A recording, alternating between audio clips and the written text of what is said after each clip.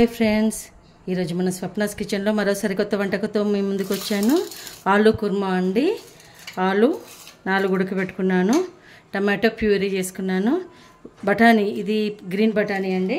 Green బఠానీని మనము నానబెట్టుకొని ఉడకబెట్టుకున్నాను. ఒక 6-7 విజిల్స్ ఇప్పించాను. తర్వాత కట్ చేసిన ఆనియన్, 2 పచ్చిమిర్చి, అల్లం, పచ్చి కొబ్బరి, కరివేపాకు, ఉప్పు, కారం మనకు తెలిసినవి. ఎలా చేయాలో చూపిస్తాను.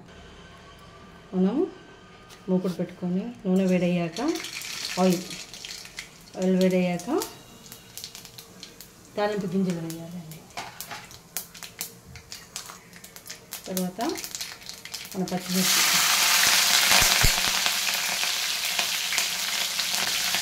ఆనియన్, అల్లం 2 కలిపి వేగనియాలి. కరివేపాకు చూడండి, మన ఆనియన్ ఫ్రై అయిపోయింది. ఇప్పుడు కొంచెం కరివేపాకు,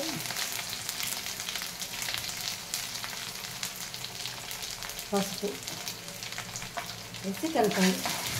ఉప్పు వేసినాక కారం అండి, మన టేస్ట్కి తగ్గట్టు నేను 1/2 స్పూన్ వేసాను. కారం వేసి కలిపేసి మనం మిక్సీ పట్టి పెట్టుకున్న టమాటో ప్యూరీ ఉంది కదండి, అది వేయాలి. కొంచెం ఉడకనియాలి. మన టమాటో ఇలా ఉడుకుతున్నప్పుడు కొన్ని వాటర్ వేసి మనకు గ్రేవీ ఎంత కావాలో అంత ఉడికించుకోవాలి. ఇందులో ఇంకా మనం ఆలుగడ్డ వేయలేదండి, ఉట్టి టమాటోలోనే వాటర్ వేసినాం. చూసుకోవాలి మనం. అది అలా ఉన్నది కదండి, దాన్ని ఇట్లా స్మాష్ చేసుకోవాలి. కట్ చేసుకోవడం కాదు, ఇట్లా స్మాష్ చేసుకోవాలి. ఇట్లా మనం ఉడకబెట్టుకున్న బఠానీలు అండి ఇలా వేసేయాలి. ఇవి కొంచెం దగ్గర పడుతున్నప్పుడు మనం ఆలు ఆల్రెడీ ఉడికిపోయింది కాబట్టి స్లోగా వేయవచ్చు, లాస్ట్గా వేయవచ్చు. మన బఠానీ ఇలా ఉడికింది, ఇందులో ఆలుగడ్డ వేయాలి.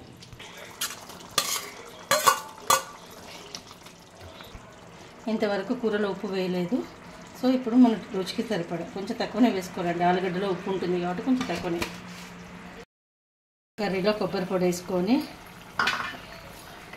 తర్వాత ధనియా పౌడర్ వేసేసుకొని 5 మినిట్స్ ఉంచుకుంటే మన ఆలు కుర్మా రెడీ అయిపోతుంది. నా వంటలు కనుక మీకు నచ్చితే నా ఛానల్ని లైక్, షేర్ అండ్ సబ్స్క్రైబ్ చేయండి.